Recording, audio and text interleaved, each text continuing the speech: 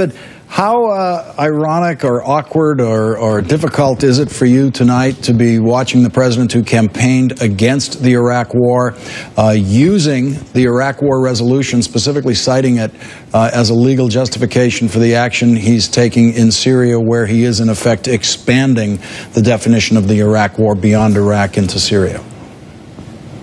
Well, first of all, what I'm gratified about having been involved with him, not just in 2008, but in 2002, when he opposed the war in Iraq before it was authorized by the Senate in the first place, is that we had 160,000 troops in Iraq when he became president, and there are 1,600 there today. Obviously, circumstances have changed. One of the reasons, Lawrence, he opposed the war in the first place was because he said that it would unleash these ethnic rivalries and would further inflame the Islamic world.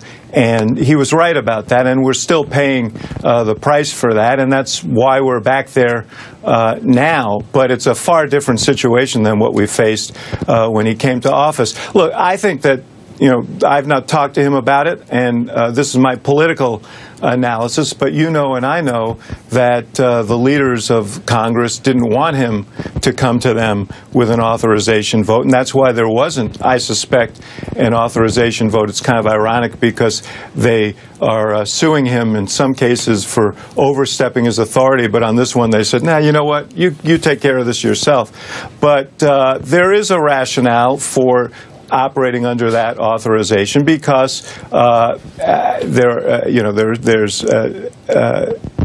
it still involves Iraq. It still involves remnants of al-Qaeda. But you know, I believe that if Senator Obama were still in the Senate, he'd probably be on the side of those who said we should have a vote on this.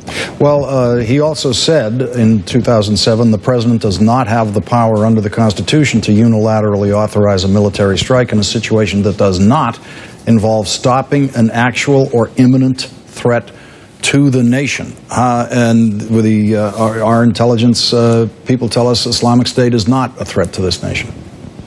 No, although the Khorasan group that they also bombed yesterday apparently was involved in imminent plotting. And David, you know that if George W. Bush did that, there would be people on your side of the political spectrum screaming at him today for inventing this fig leaf to justify this little technicality at the very last minute. You know, but I don't think that's what they fund. You were right in the first instance, which is that they are relying on the 2002, I should say, authorization.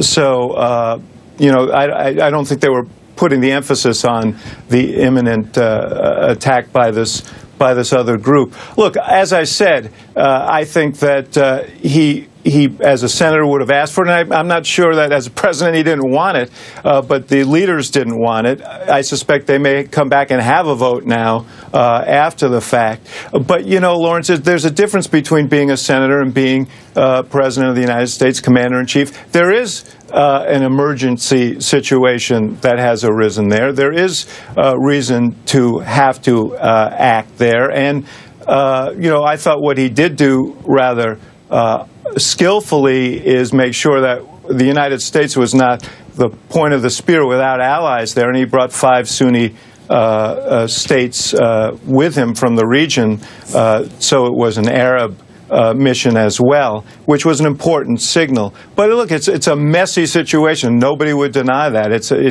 But do I feel I'm disappointed that we've had to go back there? I'm disappointed that Maliki didn't take the opportunity to do what he should have done, which is forge a real unity government there. And his failure to do that and his decision to degrade the military there is why we're back there now. But it is what it is, and when you're president, you're forced to deal with a situation as you find it.